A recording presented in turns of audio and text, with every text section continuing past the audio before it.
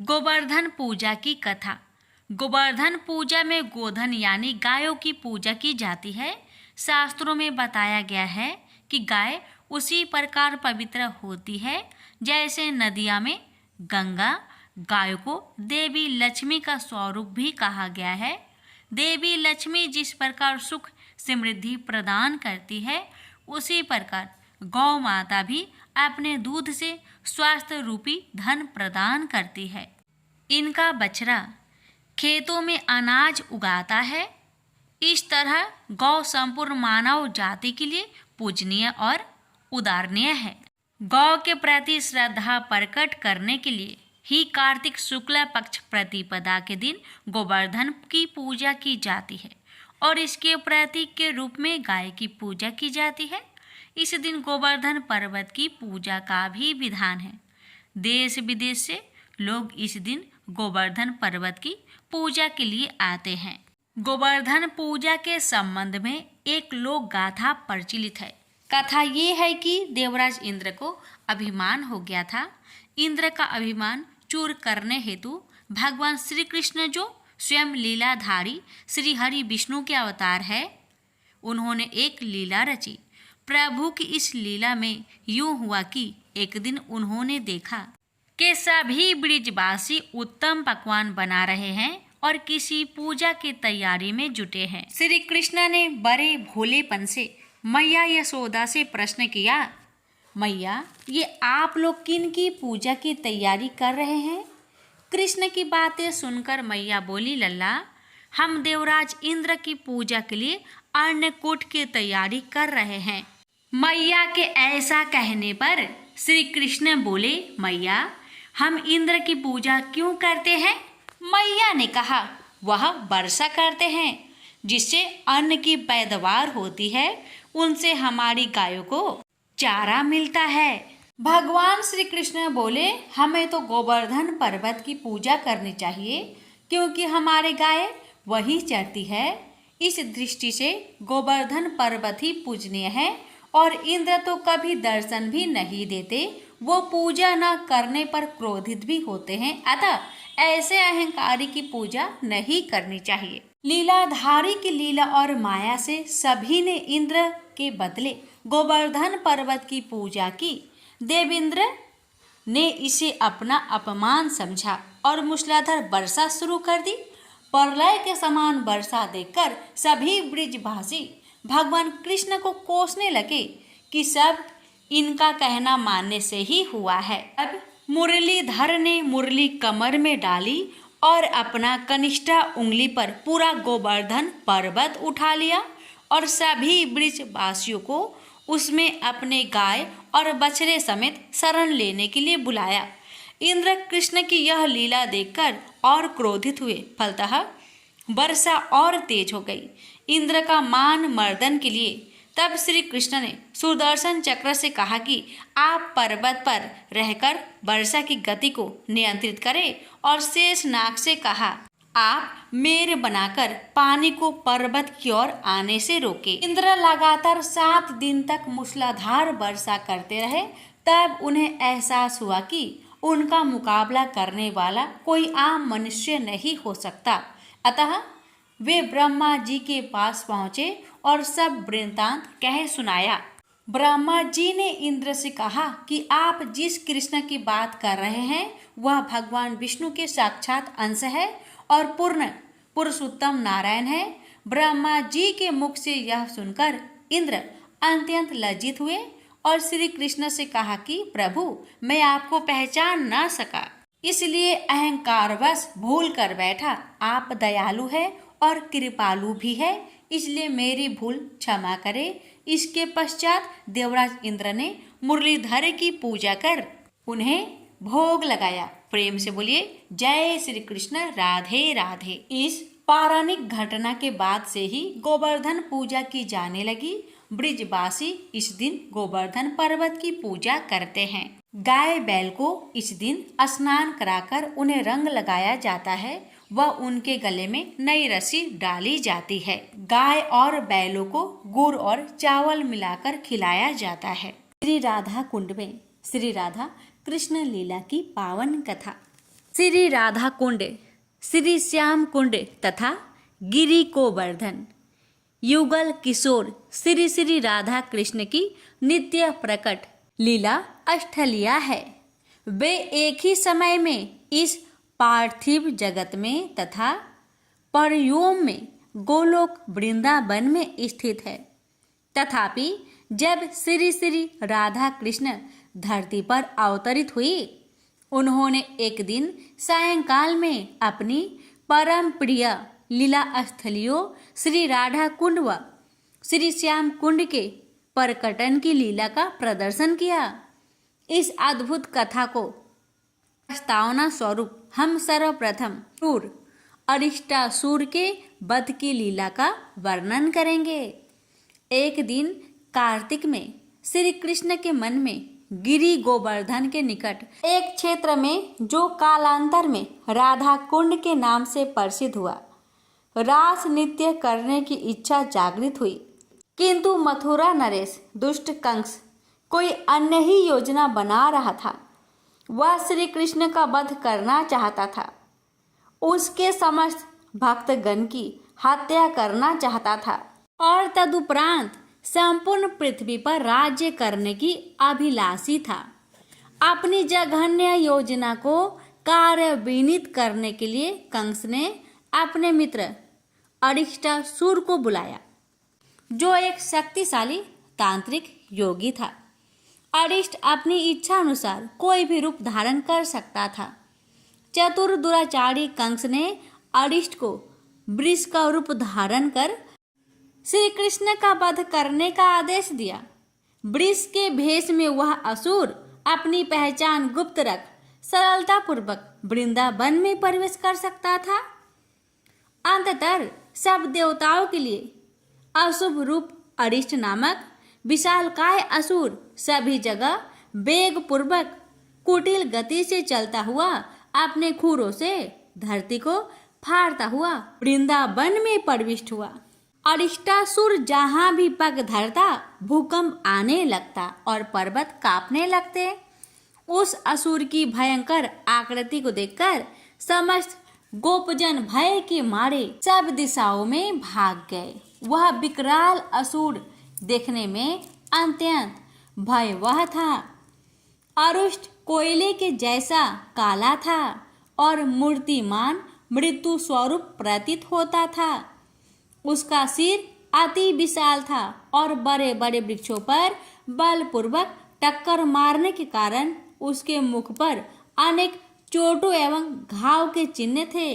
उसके नेत्रों में रोष की लालिमा थी और वे सूर्य के समान दमक रहे थे।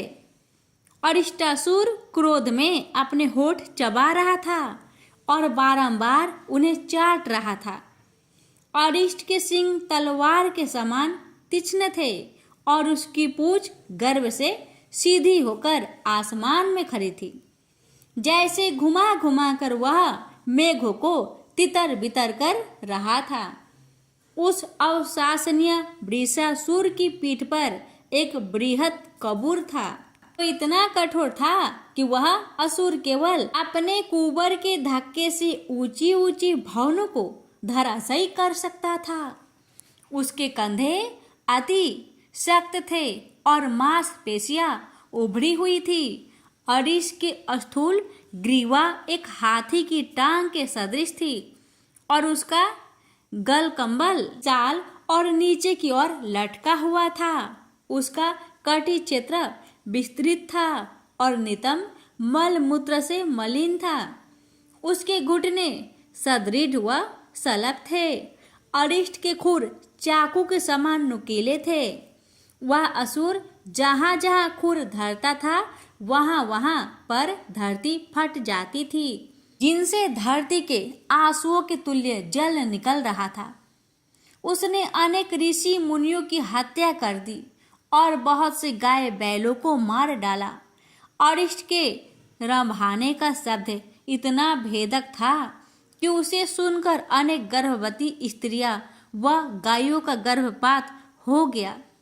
उस घिनौने असुर ने वज्र के गोष्ठों में हाहाकार मचा दिया।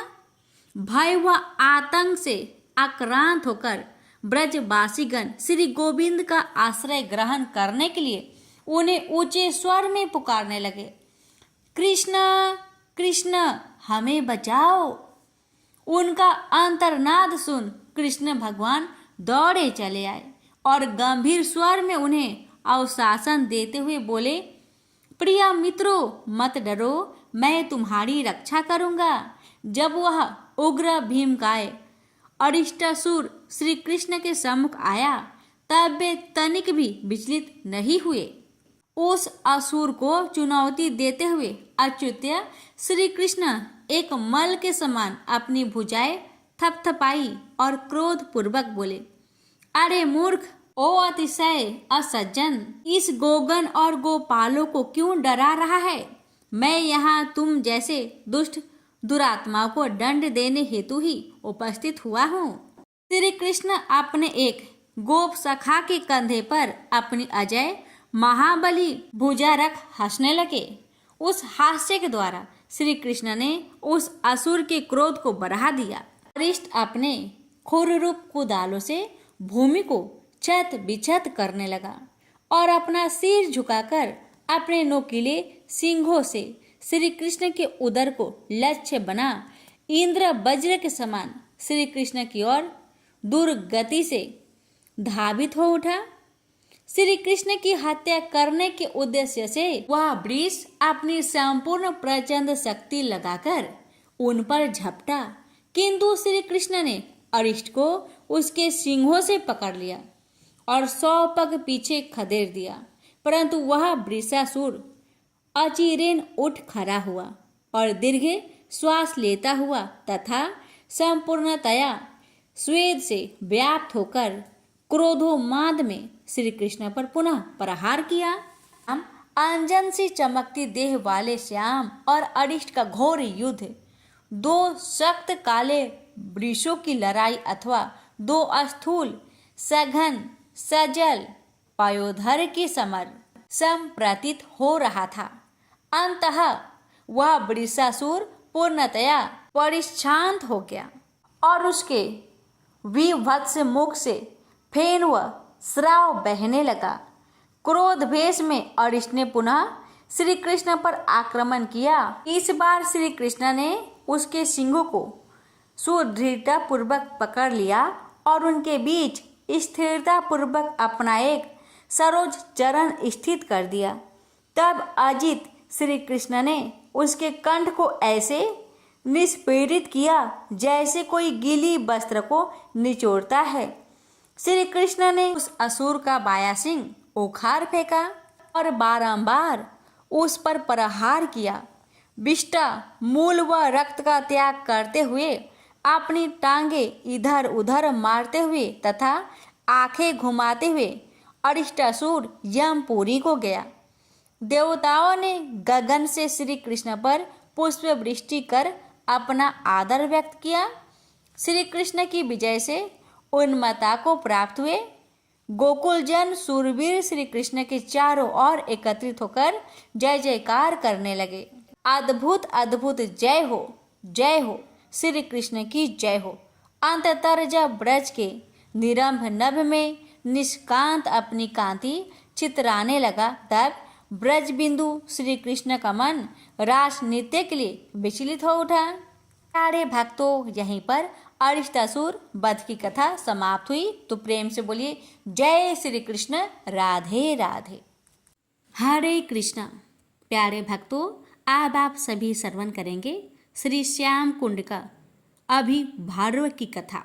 अगली लीला का वर्णन करने से पहले मैं पूर्वगत लीला से संबंधित कुछ शंकाओं का समाधान करना चाहती हूँ।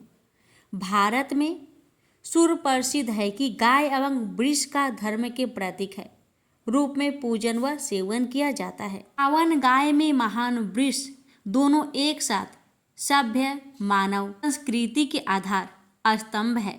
अतः यह विरोधाभास प्रतीक हो सकता है कि भगवान श्री कृष्ण ने एक वृष की हत्या की, विशेषकर इसलिए क्योंकि श्रीमद् भागवत गीता में स्वयं श्री कृष्ण ने घोषणा करते हैं कि वे अधर्म का नाश तथा धर्म की पुनः स्थापना करने के निमित्त धरती पर अवतरित होते हैं। भगवान श्री कृष्ण ने कहा, हे अर्जुन, जब भी और जहाँ भी धर्म का पतन होता है और अधर्म की प्रधानता होने लगती है, तब तब मैं अवतार लेता हूँ। हमें स्मरण रखना चाहिए कि यह दुष्ट अरिष्टासुर वास्तव में वृष नहीं था। वह कंस का एक मित्र था और एक योगी था, जिसने ब्रजवासियों की आंखों में धूल झोंकने के लिए वृष का रूप धारण किया था, जिससे वह भगवान की हत्या कर सके और अन्य असुरों के समान अरिष्टासुर के जीवन का एकमात्र लक्ष्य भगवान का खंडन, विरोध व विनाश करना था। अतः श्री कृष्ण ने एक वृष का नहीं अपितु साक्षात अधर्म का नाश किया। यह संपूर्ण घटना एक नाटक के समान थी, जिसमें अभिनेता भिन्न भिन्न वेशभूषाओं धारण कर विविध पात्रों की भूमिकाएं निभाते हैं। इस असुर का वध करने से बहुत समय पूर्व प्रातः काल ही श्री कृष्ण ने वज्र की रम्य रमणियों को रस उत्सव मनाने के लिए आमंत्रित किया था। रास लीला में श्री कृष्ण की धर्म की प्रकाष्ठा प्रदर्शित करते हैं। रास लीला में श्री कृष्ण ब्रज गोपियों के दिव्य मधुर प्रेम अर्थात श्री कृष्ण प्रेम का आस्वादन करते हैं। इस लीला में केवल भगवान के अत्यंत धार्मिक, पवित्र व निस्वार्थ भक्ति ही भाग ले सकते हैं, जो श्री कृष्ण की प्रत्येक इच्छा को पूर्ण करते हैं और रास नृत्य नामक दिव्य प्रेम मंडल में घूमते व झूमते हुए हर्षित होते हैं। किंतु रास नृत्य करने से पूर्व श्री कृष्ण को अधर्म के रूप में वातावरण में प्रस्तुत इस व्यवधान को नष्ट करना था। इस लीला में वृषासुर का संहार धर्म का रूप लिए अधर्म व पाप के नाश का प्रतीक है। किंतु रास नृत्य करने से पूर्व श्री कृष्ण को अधर्म के रूप में वातावरण में प्रस्तुत इस व्यवधान को नष्ट करना था।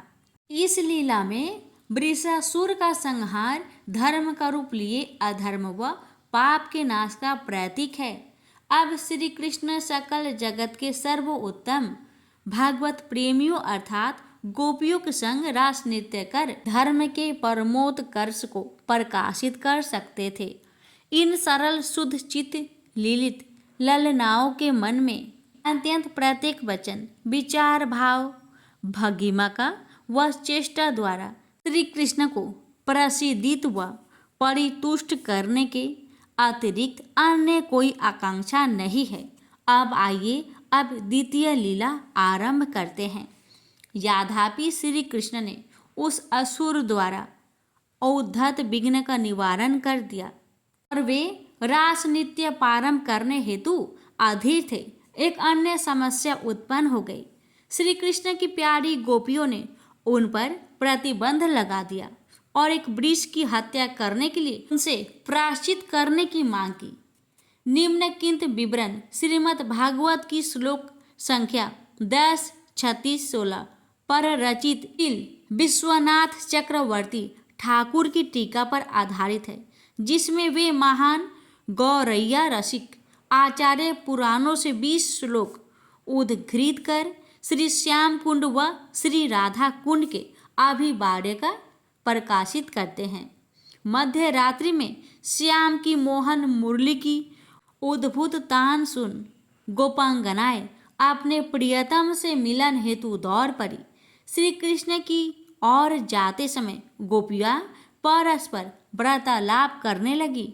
नंद नंदन ने उस वृष का वध कर पाप किया है और शास्त्रों में कथित है कि राजा के पापों का फल का अंश प्रजा को भी भोगना पड़ता है। अतः श्री कृष्ण के पाप का फल हमें भी भुगतना पड़ेगा, क्योंकि कृष्ण हमारे राजा नंद का पुत्र है। हमें प्रज्ञ योगिनी पूर्णमासी से परामर्श करना चाहिए कि इसके प्रायश्चित का क्या उपाय है। जब गोप रमणिया श्याम सुंदर से मिली, तब यह परिहास पूर्व वार्तालाप घटित हुआ। श्री राधा ने कहा, हे कृष्ण, हे अरिष्टासुर वृषवधक, हाय, अब हमें स्पर्श ना करो। श्री कृष्ण ने उत्तर दिया, हे अबोध बालाओ, अरिष्ट कोई वृक्ष नहीं था, अपितु छद्म भेष धारण किए एक भयावह असुर था जो ब्रजवासियों को क्षति पहुंचाने आया था। श्री राधा ने कहा, हे कृष्ण, यदि अरिष्ट एक कराल असुर भी था, तथापि वह एक वृक्ष का रूप धारण किए था, अतः तुम्हें एक नर गाय वृक्ष की हत्या के पाप का प्रायश्चित करना चाहिए। जिस प्रकार इंद्रदेव ने वृत्रासुर के रूप में प्रस्तुत ब्राह्मण की हत्या करने के उपरांत किया था। श्री राधा को उत्तर देने में असमर्थ श्याम ने लज्जित होकर अपना कमल वंदन झुका लिया। अंतर उन्होंने श्री राधा से विनय पूर्वक प्रश्न किया। श्री कृष्ण ने कहा, यदि मैंने पाप किया है तो इसका प्रायश्चित क्या है? श्री राधा ने कहा, हमें पूर्णमासी एवं मार्गी से विदित हुआ है कि त्रिलोक के समस्त तीर्थ स्थानों में स्नान करके ही तुम स्वयं को इस घोर पाप से मुक्त कर सकते हो। श्री राधा द्वारा उल्लेखित प्रायश्चित के कठोर साधन को श्रवण कर श्री कृष्ण विनम्रता पूर्वक का त्याग कर निर्भीक स्वर में बोले, हाँ, मुझे समग्र ब्रह्मांड का भ्रमण कर प्रत्येक तीर्थ स्थान में स्नान करने की क्या आवश्यकता है? देखो, मैं उन सबको यही तुम्हारे सम्मुख लाऊंगा और फिर उनमें स्नान करूंगा। ऐसा कहते हुए भगवान मुकुंद ने भूमि पर एक बार अपनी बाई एरी से प्रहार किया। आशा वहीं भगवती नदी प्रकट हो गई। तब श्री कृष्ण दर्द पूर्वक बोले, गोपियों, देखो, यह भोगवती नदी का पवित्र जल पाताल लोक से आया है। तब श्री कृष्ण ने आह्वान किया, हे तीर्थ स्थलों, अब आप सब कृपया यहाँ पधारो। श्री कृष्ण के ऐसा कहते ही समस्त तीर्थ स्थल वहाँ प्रकट हो गए। तब श्री कृष्ण ने गोपियों को संबोधित करते हुए कहा, हे राधा, देखो, समस्त तीर्थ स्थल ब्रज में पधार गए हैं। श्री राधा ने उत्तर दिया, तुम क्या कह रहे हो? हमें तो कोई तीर्थ स्थल दिखाई नहीं दे रहा। तब वे समस्त तीर्थ स्थल श्री कृष्ण के समक्ष विनय पूर्वक करवध मुद्रा में बोले, मैं लवण सागर हूँ, मैं क्षीर सागर हूँ, मैं अमर दीर्घ का हूँ, मैं सोन नदी हूँ, मैं सिंधु नदी हूँ, मैं ताम्रपर्णी नदी हूँ, मैं सरस्वती नदी हूँ, मैं पुष्कर तीर्थ हूँ। हम गोदावरी, यमुना तथा रेवा नदियाँ हैं और मैं प्रयाग के संग स्थली हूँ। हमारे पवित्र जल को देखो। तब श्री कृष्ण ने उस पावन जल राशि में स्नान किया। इस लीला के द्वारा श्री कृष्ण ने अखिल ब्रह्मांड के सर्वाधिक पवित्र स्थल का प्रकाश किया, जो श्याम कुंड के नाम से प्रसिद्ध है। इस प्रकार श्याम कुंड का अभिभार्य नामक लीला समापन हुआ। प्रेम से बोलिए हरे कृष्णा। प्रेम से बोलिए गणेश जी महाराज की जय। एक समय की बात है, एक भाई बहन रहते थे। बहन का नियम था कि वह अपने भाई का चेहरा देखे ही खाना खाती थी। हर रोज वह सुबह उठती थी और जल्दी जल्दी सारा काम करके अपने भाई का मुंह देखने के लिए उसके घर जाती थी। एक दिन रास्ते में एक पीपल के नीचे गणेश जी की मूर्ति रखी थी। उसने भगवान के सामने हाथ जोड़कर कहा कि मेरे जैसा अमर सुहाग और मेरे जैसा अमर पिहर सबको दीजिए। यह कहकर वह आगे बढ़ जाती है। जंगल के झाड़ियों के कांटे उसके पैरों में चुभा करते जाते थे। एक दिन भाई के घर बहन पहुंची और भाई का मुख देखकर बैठ गई तो भाभी ने पूछा, पैरों में क्या हो गया है? यह सुनकर उसने भाभी को जवाब दिया कि रास्ते में जंगल के झाड़ियों के गिरे हुए कांटे पाँव में चुभ गए हैं। जब वह वापस अपने घर आ जाए तब भाभी ने अपने पति से कहा कि रास्ते को साफ करवा दो, आपकी बहन के पाँव में बहुत सारे कांटे चुभ गए हैं। भाई ने तब कुल्हाड़ी लेकर सारी झाड़ियों को काटकर रास्ता साफ कर दिया, जिससे गणेश जी का स्थान भी वहाँ से हट गया। यह देखकर भगवान गुस्सा हो गए और उसके भाई के प्राण हर लिए।